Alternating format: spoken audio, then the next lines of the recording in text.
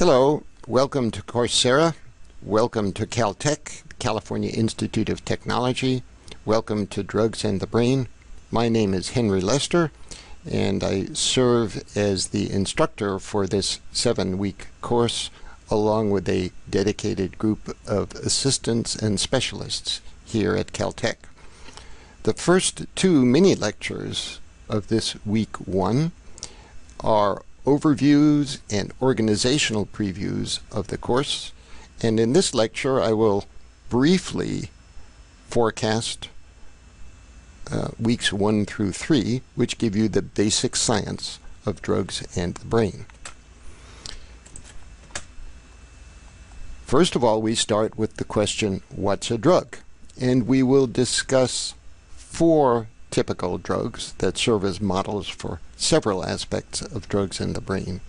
Nicotine, the addictive drug in tobacco, lidocaine, a local anesthetic, morphine, an analgesic and an abused drug, and botulinum toxin.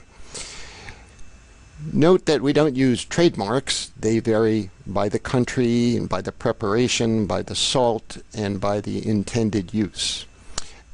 Note also that we give references to a database called PubChem, which is maintained by the U.S. National Institute of Health, free of course, funded by the U.S. taxpayer. We also give references to the Protein Data Bank when we discuss protein structures, and these files are curated by an international organization. The fellow students and you will be organizing several web forums which tell you how to access these databases, how to display the molecules on your particular device or your particular computer and your particular operating system. In general, these viewers either are integrated into web browsers or cost very little as an add-on, as an app. We then move on to the question, what is the brain? We'll introduce the brain not so much in detail as I would like, but we will discuss the brain, which is part of the central nervous system, and so is the spinal cord. We won't emphasize the spinal cord, and we'll talk about such words as rostral and caudal and dorsal and ventral. Next, we bore down into the very most important organelle, the very most important contact between 2 nerve cells, 2 neurons, the synapse. An adult human brain contains nearly 100 billion neurons, roughly 10 to the 11th of them, and each of these might receive or make 10 to the 3rd synapses apiece, 1,000 synapses.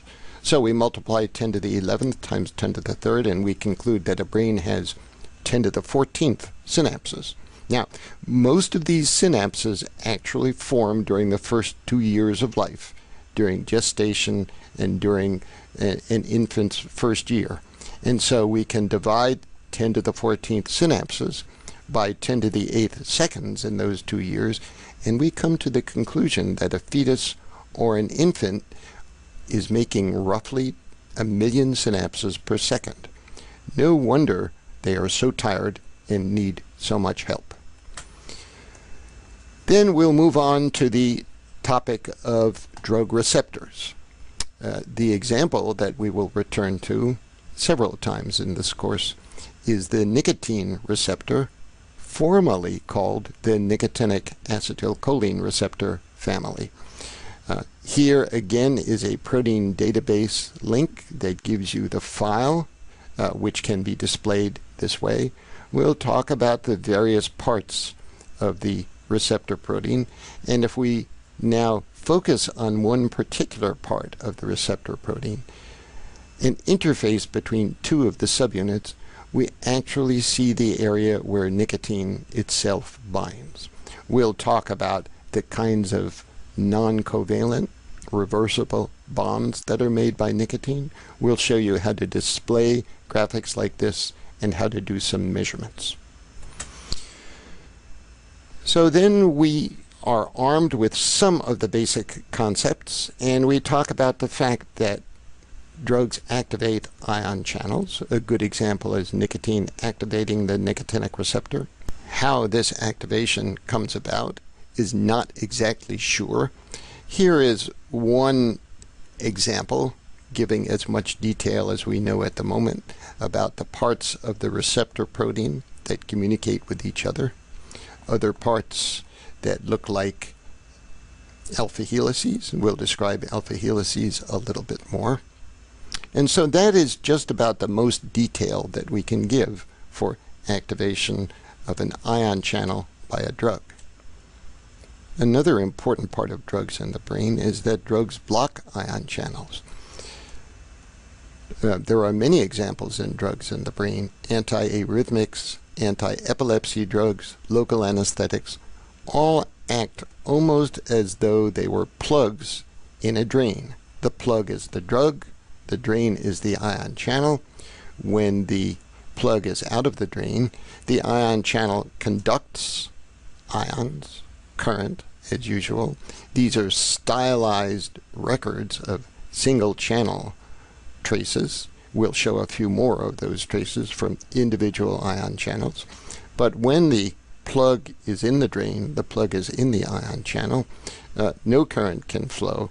And we'll show how these processes block signal transduction, desynchronize signal transduction in the brain.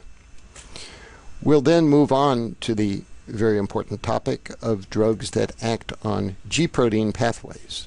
Here is a molecular structure, again with a PDB file, of a beta-adrenergic receptor, a G-protein coupled receptor, shown schematically here. The structure is complexed with its G-protein, shown schematically here. And ultimately, not shown in the structure here, is an effector, an enzyme or an ion channel that actually does the business in the signal transduction within or on the surface of cells. There are several varieties of G-protein coupled receptors and of effectors. We'll talk about most of them. Downstream from the G-protein coupled receptor and from its effector is some interesting intracellular biochemistry. To measure that intracellular biochemistry, we can do assays on broken cells, or we can do assays, experiments on live cells that are labeled with fluorescent versions of the intracellular messengers, and we'll discuss experiments of this sort during the first 3 weeks of the course as well. Another important aspect of drugs in the brain is the actions of some drugs on transporters in the brain, especially on transporters for neurotransmitters, that is, neurotransmitter transporters or reuptake proteins. Among transporter ligands are the antidepressants, especially the selective serotonin reuptake inhibitors, SSRIs. Again, there are trademarks that may be familiar to some students, but we're not using trademarks. In addition, blockers of the dopamine transporter are used for attention deficit disorder, and others are drugs of abuse, such as cocaine and the amphetamines. We'll turn to some quantitative aspects of drugs and the brain. In week 3, we'll talk about dose-response relations, the relation between the concentration of a drug near a receptor and the response of that receptor, and this will give us a chance to define more precisely agonists and partial agonists and inverse agonists and antagonists. We'll also talk about pharmacokinetics, which is usually not discussed in detail in a course on neuropharmacology, but of course pharmacokinetics, the process by which a drug enters the brain and even enters a neuron from the outside, is vastly important. Here's an example: the Parkinson's therapy, L-DOPA, levodopa. It gets through the blood-brain barrier, and in the brain, it is converted to dopamine itself, which cannot enter the brain itself. So pharmacokinetics is a key element of drugs and the brain. We'll put all this together in a couple of mini lectures on recreational drugs. Now, the set of recreational drugs overlaps with addictive drugs and with abused drugs and with illegal drugs. Some are addictive, some are abused, some are illegal. And here is our example universe of 9 recreational drugs: morphine, tetrahydrocannabinol, or THC, ethanol, caffeine, ketamine, LSD, nicotine, again, one of our best examples, cocaine, and amphetamine. So as you can see, we're going to be covering a lot of territory. Before you go on to the next mini lecture, you may want to read my disclosures about my sources of research funding, and you may also want to take to heart the fact that I'm not a physician, that nobody associated with this course is a physician.